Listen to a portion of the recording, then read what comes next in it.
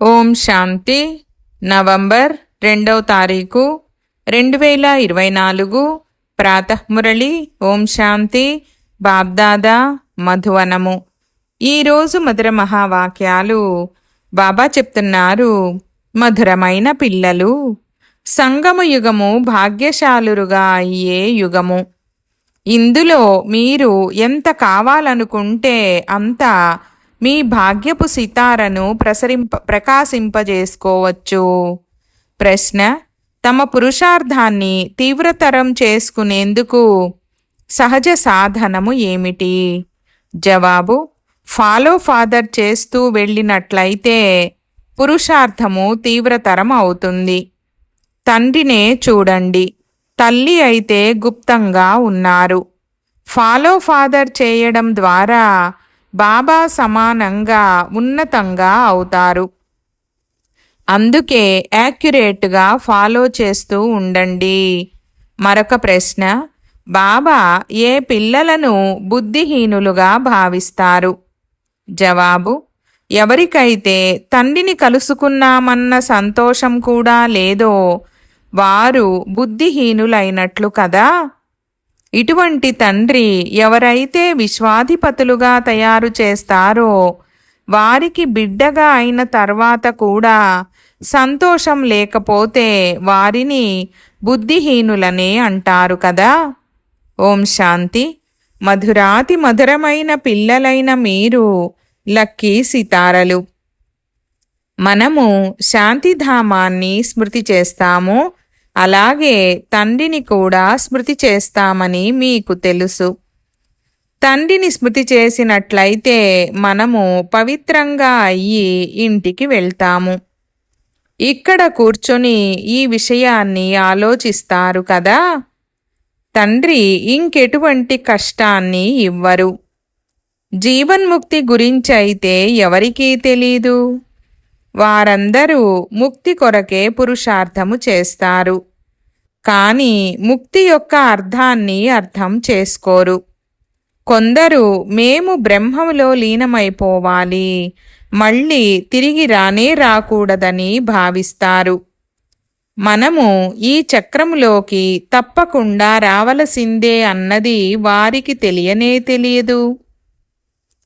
ఇప్పుడు పిల్లలైన మీరు ఈ విషయాలను అర్థం చేసుకుంటారు. మనము స్వదర్శన చక్రధారులమైన లక్కీ సితారలమని పిల్లలైన మీకు తెలుసు. లక్కీ అని అదృష్టవంతులనే అంటారు.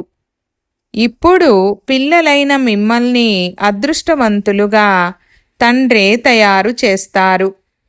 తండ్రి ఏ విధంగా ఉంటారో పిల్లలు అలాగే ఉంటారు.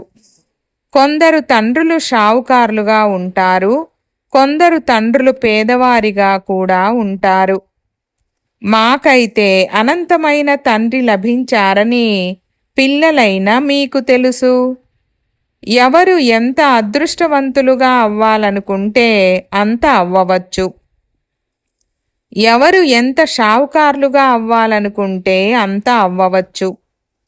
తండ్రి అంటారు, ఏది కావాలనుకుంటే అది పురుషార్థము ద్వారా తీసుకోండి. మొత్తం ఆధారమంతా పురుషార్థముపై ఉంది. పురుషార్థం చేసి ఎంత ఉన్నత పదవిని తీసుకోవాలనుకుంటే అంత తీసుకోవచ్చు. ఉన్నతోన్నతమైన పదవి ఈ లక్ష్మీనారాయణులు. స్మృతి చార్టును కూడా తప్పకుండా పెట్టాలి. ఎందుకంటే తమో ప్రధానము నుండి సతో ప్రధానంగా తప్పకుండా అవ్వవలసిందే. తెలివి తక్కువ వారిగా ఊరికే అలా కూర్చుండిపోకూడదు. తండ్రి అర్థం చేయించారు, పాత ప్రపంచము ఇప్పుడిక కొత్తగా అవ్వనున్నది. కొత్త సతోప్రధాన ప్రపంచంలోకి తీసుకువెళ్లేందుకే తండ్రి వస్తారు. వారు అనంతమైన తండ్రి, అనంతమైన సుఖాన్ని ఇచ్చేవారు. వారు అర్థం చేయిస్తారు, సతోప్రధానంగా అవ్వడం ద్వారానే మీరు అనంతమైన సుఖాన్ని పొందగలరు. సతోగా అయితే తక్కువ సుఖాన్ని పొందుతారు. రజోగా అయితే అంతకన్నా తక్కువ సుఖాన్ని పొందుతారు. లెక్కనంతటినీ తండ్రి తెలియజేస్తారు. అపారమైన ధనము మీకు లభిస్తుంది. అపారమైన సుఖాలు లభిస్తాయి. అనంతమైన తండ్రి నుండి వారసత్వాన్ని పొందేందుకు స్మృతి తప్ప ఇంకే ఉపాయము లేదు. ఎంతగా తండ్రిని స్మృతి చేస్తారో అంతగా స్మృతి ద్వారా ఆటోమేటిక్గా దైవీ గుణాలు కూడా వస్తాయి.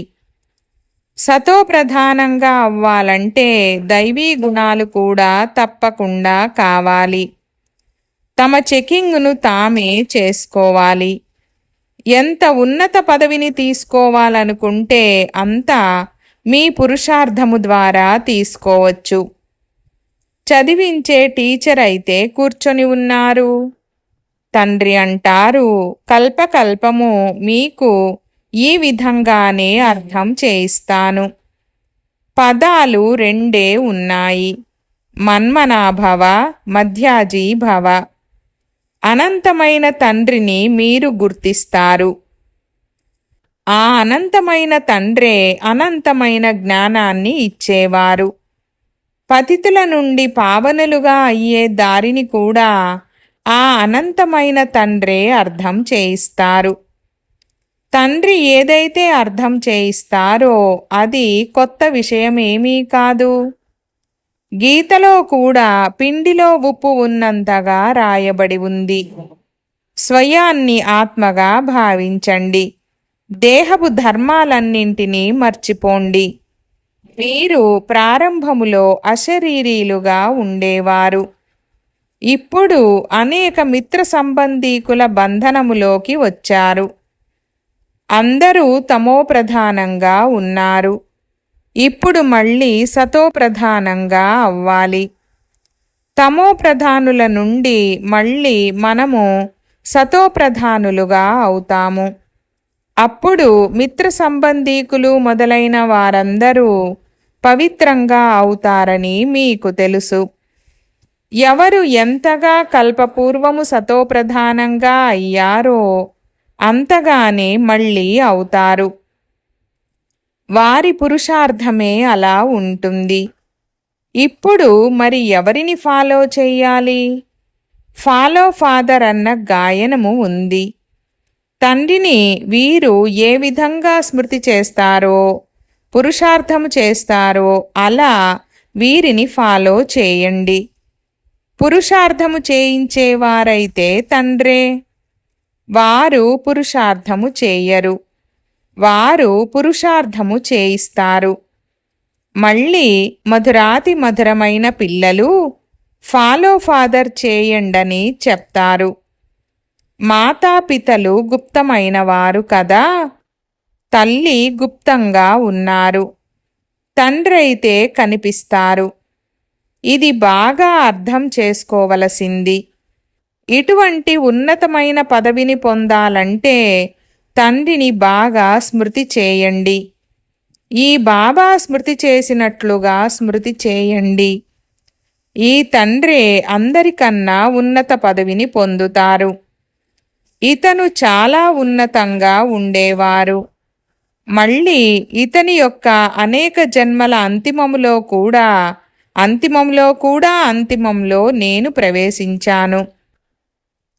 ఇది బాగా గుర్తు చేసుకోండి, మర్చిపోకండి. మాయ అనేకులను మరపింపజేస్తుంది. మేము నరుని నుండి నారాయణునిగా అవుతామని మీరంటారు.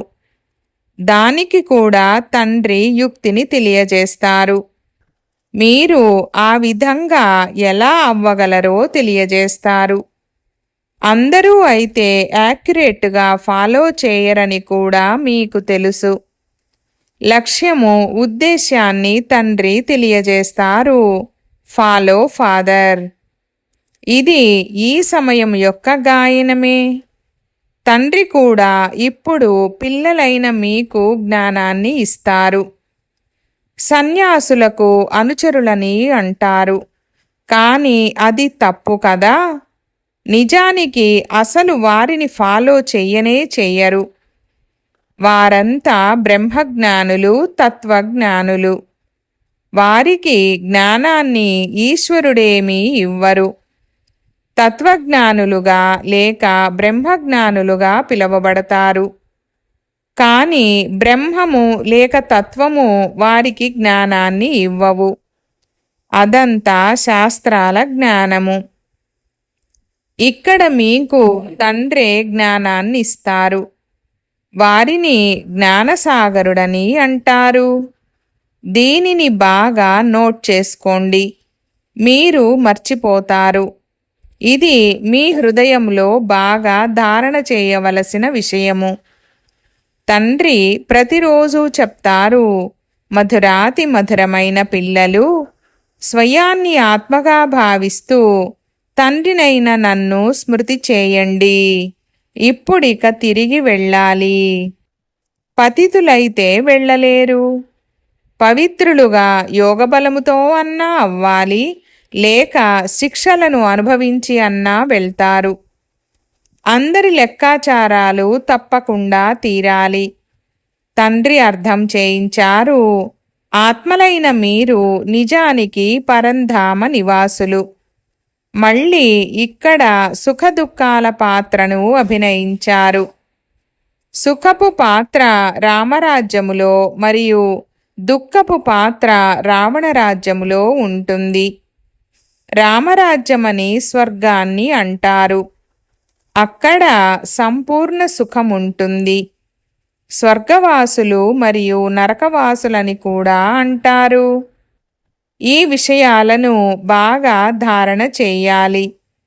ఎంతెంతగా తమోప్రధానుల నుండి సతోప్రధానులుగా అవుతూ ఉంటారో అంతగా లోపల మీకు సంతోషం కూడా కలుగుతుంది. ద్వాపరములో రజోలో ఉన్నప్పుడు కూడా మీకు సంతోషం ఉండేది. అప్పుడు మీరు ఇంతటి దుఃఖితులుగా వికారులుగా లేరు. ఇక్కడైతే ఇప్పుడు ఎంత వికారులుగా దుఃఖితులుగా ఉన్నారు. మీరు మీ పెద్దవారిని చూడండి, వారు ఎంత వికారులుగా మద్యము తాగేవారిగా ఉన్నారు. మద్యము చాలా చెడ్డది. సత్యయుగములోనైతే ఉన్నదే శుద్ధ ఆత్మలు. మళ్ళీ కిందకు దిగుతూ దిగుతూ పూర్తిగా చీచీగా అయిపోతారు. అందుకే దీనిని రౌరవ నరకమని అంటారు. మద్యము ఎటువంటిదంటే దానిని తాగేవారు కొట్లాటలకు, మారణహోమానికి, నష్టాన్ని కలిగించడానికి పెద్ద ఆలస్యం చెయ్యరు. ఈ సమయంలో మనుషుల బుద్ధి భ్రష్టముగా అయిపోయింది. మాయ చాలా శక్తివంతమైనది. తండ్రి సర్వశక్తివంతుడు, సుఖాన్ని ఇచ్చేవారు. అలాగే మాయ చాలా దుఃఖాన్ని ఇస్తుంది.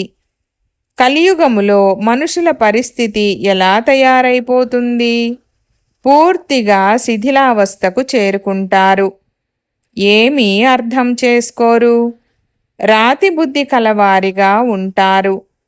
ఇది కూడా డ్రామా కదా. ఎవరి భాగ్యములోనైనా లేకపోతే ఇక ఇటువంటి బుద్ధిగా తయారవుతుంది. తండ్రి జ్ఞానాన్నైతే చాలా సహజంగా ఇస్తారు. పిల్లలు పిల్లలు అంటూ అర్థం చేయిస్తూ ఉంటారు. మాతలు కూడా అంటారు, మాకు 5 లౌకిక పిల్లలు ఉన్నారు మరియు ఒక పారలౌకిక పుత్రుడు ఉన్నారు. వారు మమ్మల్ని సుఖధామంలోకి తీసుకెళ్లేందుకు వచ్చారు. తండ్రి కూడా అర్థం చేసుకుంటారు. అలాగే పిల్లలు కూడా అర్థం చేసుకుంటారు. వారు ఇంద్రజాలికుడు కదా. తండ్రి ఇంద్రజాలికుడైతే పిల్లలు కూడా ఇంద్రజాలికులుగా అవుతారు. బాబా మాకు కొడుకుగా కూడా అవుతారని అంటారు. కావున తండ్రిని ఫాలో చేసి ఈ విధంగా తయారవ్వాలి. స్వర్గములో వీరి రాజ్యము ఉండేది కదా. శాస్త్రాల్లో ఈ విషయాలు లేవు. ఈ భక్తి మార్గపు శాస్త్రాలు కూడా డ్రామాలో నిశ్చితమై ఉన్నాయి. అవి మళ్ళీ ఉంటాయి. తండ్రి ఇది కూడా అర్థం చేయిస్తున్నారు. చదివించే టీచర్ అయితే కావాలి కదా. పుస్తకము టీచర్ అవ్వలేదు కదా. అలాగైతే ఇక టీచర్ అవసరమే ఉండదు. ఈ పుస్తకాలు మొదలైనవి సత్యయుగములో ఉండవు. తండ్రి అర్థం చేయిస్తున్నారు. మీరు ఆత్మ అంటే ఏమిటో అర్థం చేసుకున్నారు కదా. ఆత్మలకు తండ్రి కూడా తప్పకుండా ఉన్నారు. ఎవరైనా వచ్చినప్పుడు హిందూ ముస్లిం భాయి భాయి అని అందరూ అంటారు. కానీ దాని అర్థాన్ని ఏమీ అర్థం చేసుకోరు.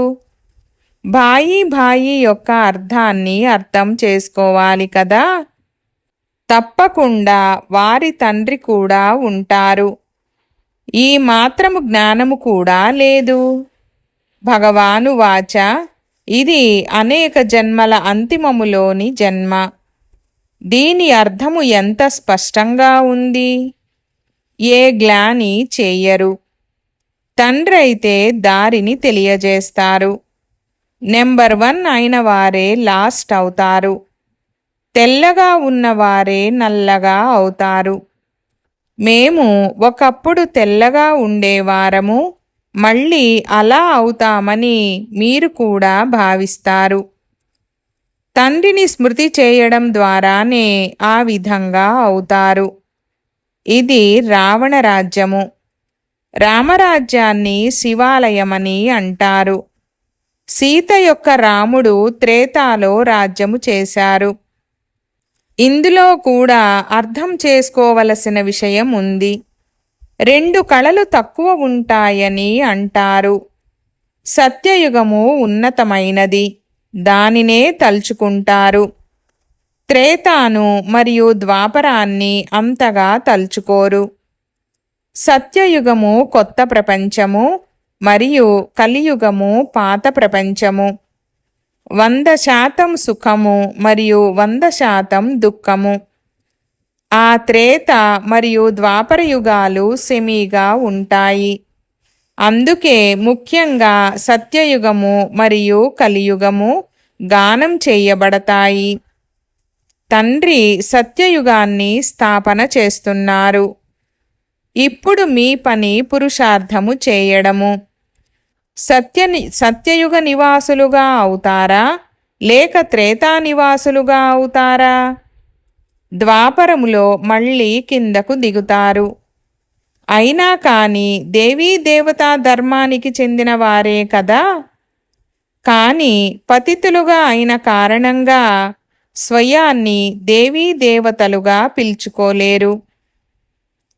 తండ్రి మధురాతి మధురమైన పిల్లలకు ప్రతిరోజు అర్థం చేయిస్తారు. ముఖ్యమైన విషయము మన్మనాభవ విషయమే. మీరే నెంబర్ 1గా అవుతారు. 84 జన్మల చక్రములో తిరిగి చివరిలోకి వస్తారు.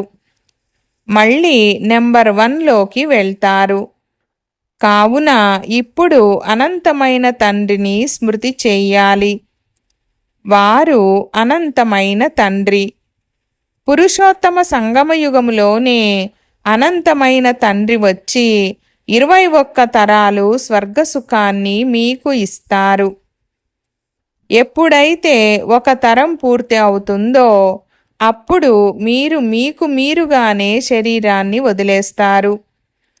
యోగ బలము ఉంది కదా. నియమమే ఆ విధంగా రచింపబడి ఉంది. దీనిని యోగ బలమని అంటారు. అక్కడ జ్ఞానపు విషయమేదీ ఉండదు. ఆటోమేటిక్గా మీరు వృద్ధులుగా అవుతారు. అక్కడ ఎటువంటి రోగము మొదలైనవి ఉండవు. కుంటివారిగా లేక వంకరటింకరగా ఉండరు. సదా ఆరోగ్యంగా ఉంటారు. అక్కడ దుఃఖపు నామరూపాలు ఉండవు. ఆ తర్వాత మెల్లమెల్లగా కళలు తగ్గుతూ ఉంటాయి. ఇప్పుడు పిల్లలు అనంతమైన తండ్రి నుండి ఉన్నతమైన వారసత్వాన్ని పొందేందుకు పురుషార్థము చెయ్యాలి. పాస్ విత్ ఆనర్గా అవ్వాలి కదా. అందరూ అయితే ఉన్నత పదవిని పొందలేరు. ఎవరైతే సేవనే చెయ్యరో వారు ఏ పదవిని పొందుతారు? మ్యూజియంలో పిల్లలు ఎంత సేవను చేస్తారు. పిలవకుండానే అక్కడకు అందరూ వస్తూ ఉంటారు. దీనిని విహంగ మార్గపు సేవ అని అంటారు. దీనికన్నా ఇంకా విహంగ మార్గపు సేవ ఏదైనా వెలువడుతుందేమో తెలియదు. 2-4 ముఖ్యమైన చిత్రాలు తప్పకుండా మీతో పాటు ఉండాలి. పెద్ద పెద్ద త్రిమూర్తి, వృక్షము, చక్రము, మెట్ల వరస ఇవైతే ప్రతి చోట చాలా పెద్ద పెద్దవిగా ఉండాలి. ఎప్పుడైతే పిల్లలు చురుకైన వారిగా అవుతారో అప్పుడే సేవ జరుగుతుంది కదా. సేవ అయితే జరిగేదే ఉంది. పల్లెల్లో కూడా సేవ చెయ్యాలి. మాతలు చదువుకోకపోయినా కానీ తండ్రి పరిచయాన్నివ్వడమైతే చాలా సహజము. పూర్వము స్త్రీలు చదువుకునేవారు కాదు. ముసల్మానుల రాజ్యములో కేవలం ఒక కన్నుకు మాత్రమే పరదా తెరుచుకొని బయటకు వెళ్ళేవారు. ఈ బాబా చాలా అనుభవజ్ఞులు. తండ్రి అంటారు, నాకు ఇవేమీ తెలియవు, నేనైతే పైన ఉంటాను. ఈ విషయాలన్నింటినీ ఈ బ్రహ్మే మీకు వినిపిస్తారు. ఇతను అనుభవజ్ఞులు. నేనైతే కేవలం మన్మనాభవ విషయాలనే వినిపిస్తాను మరియు సృష్టి చక్ర రహస్యాన్ని అర్థం చేయిస్తాను. ఇవి వీరికి తెలీదు. ఇతను తన అనుభవాన్ని విడిగా అర్థం చేయిస్తారు. నేను ఈ విషయాలలోకి వెళ్ళను. నా పాత్ర కేవలం మీకు దారిని చూపించడమే. నేను తండ్రిని, టీచర్ను, గురువును. టీచరుగా అయ్యి మిమ్మల్ని చదివిస్తాను. అంతేగాని ఇందులో కృప మొదలైన వాటి విషయమేమీ లేదు. నేను చదివిస్తాను, మళ్ళీ నాతో పాటు తీసుకెళ్తాను కూడా. ఈ చదువు ద్వారానే సద్గతి లభిస్తుంది. మిమ్మల్ని తీసుకువెళ్లేందుకే నేను వచ్చాను. శివుని ఊరేగింపు గానం చెయ్యబడ్డది. శంకరుని ఊరేగింపు ఉండదు. శివుని ఊరేగింపు ఉంటుంది. ఆత్మలందరూ వరుడి వెనక వెళ్తారు కదా. వీరంతా భక్తురాళ్ళు. నేను భగవంతుడిని. పావనంగా తయారు చేసి నాతో పాటు తీసుకెళ్లడం కోసమే మీరు నన్ను పిలిచారు. కావున నేను పిల్లలైన మిమ్మల్ని తప్పకుండా నాతో పాటు తీసుకెళ్తాను. లెక్కాచారాలను సమాప్తం చేయించి తప్పకుండా తీసుకువెళ్లేదే ఉంది. తండ్రి గడియ గడియ మన్మనాభవ అని చెప్తారు. తండ్రిని స్మృతి చేసినట్లయితే వారసత్వము కూడా తప్పకుండా గుర్తుకొస్తుంది. విశ్వరాజ్యాధికారము లభిస్తుంది కదా. దాని కొరకు పురుషార్థం కూడా అలా చెయ్యాలి. పిల్లలైన మీకు ఎటువంటి కష్టము ఇవ్వను. మీరు ఎన్నో దుఃఖాలను చూశారని నాకు తెలుసు. ఇప్పుడు మీకు ఎటువంటి కష్టము ఇవ్వను. భక్తి మార్గములో ఆయుష్ కూడా చిన్నగా ఉంటుంది. అకాల మృత్యువులు జరుగుతాయి. ఎంతగా అయ్యో దేవుడా అంటూ మొరపెట్టుకుంటూ ఉంటారు. ఎంతటి దుఃఖాన్ని అనుభవిస్తారు. వారి బుద్ధే పాడైపోతుంది. ఇప్పుడు తండ్రి అంటారు, కేవలం నన్ను స్మృతి చేస్తూ ఉండండి. స్వర్గాధిపతులుగా అవ్వాలంటే దైవీ గుణాలను కూడా ధారణ చెయ్యాలి. పురుషార్థము ఎల్లప్పుడూ మేము లక్ష్మీనారాయణుల్లా అవ్వాలని ఉన్నతంగా అయ్యేందుకే చేయడం జరుగుతుంది. తండ్రి అంటారు, నేను సూర్యవంశము, చంద్రవంశము ఈ 2 ధర్మాలను స్థాపన చేస్తాను. వారు ఫెయిల్ అవుతారు. అందుకే క్షత్రియులుగా పిలువబడతారు. ఇది యుద్ధ మైదానము కదా. అచ్చా, मीठे मीठे सिकीलते बच्चों प्रति मात पिता बाप दादा का याद प्यार और गुड मॉर्निंग। रूहानी बाप की रूहानी बच्चों को नमस्ते। हम रूहानी बच्चों की रूहानी बाप दादा को याद प्यार गुड मॉर्निंग और నమస్తే నమస్తే బాబా నమస్తే. ధారణ కొరకు ముఖ్య సారము. 1వ పాయింట్, సుఖధామ వారసత్వము యొక్క పూర్తి అధికారాన్ని తీసుకునేందుకు సంగమములో ఆత్మిక ఇంద్రజాలికులుగా అయ్యి తండ్రిని కూడా తమ కొడుకుగా చేసుకోవాలి. పూర్తిగా బలిహారం అవ్వాలి. 2వ పాయింట్, స్వదర్శన చక్రధారులుగా అయ్యి స్వయాన్ని లక్కీ సితారలుగా తయారు చేసుకోవాలి. విహంగ మార్గపు సేవకు నిమిత్తులుగా అయ్యి ఉన్నత పదవిని పొందాలి. ప్రతి గ్రామములోనూ సేవ చేయాలి. దానితో పాటు స్మృతి చార్టును కూడా తప్పకుండా పెట్టాలి. వరదానము: దృఢ సంకల్పమనే అగ్గిపుల్లతో ఆత్మిక బాంబు అనే బాణాసంచాను కాల్చే సదా విజయీ భవ. వివరణ: ఈ రోజుల్లో బాణాసంచాలో బాంబులను తయారు చేస్తున్నారు. కానీ మీరు దృఢ సంకల్పమనే అగ్గిపుల్లతో ఆత్మిక బాంబనే బాణాసంచాను కాల్చండి. దీని ద్వారా పాతవన్నీ సమాప్తమైపోవాలి. వారైతే బాణాసంచాలో ధనాన్ని పోగొట్టుకుంటారు, కానీ మీరు సంపాదిస్తారు. వారిది బాణాసంచా, కానీ మీది ఎగిరే కళ యొక్క ఆట. ఇందులో మీరు విజయులుగా అవుతారు. కావున డబల్ లాభాన్ని పొందండి. వెలిగించండి కూడా, సంపాదించండి కూడా.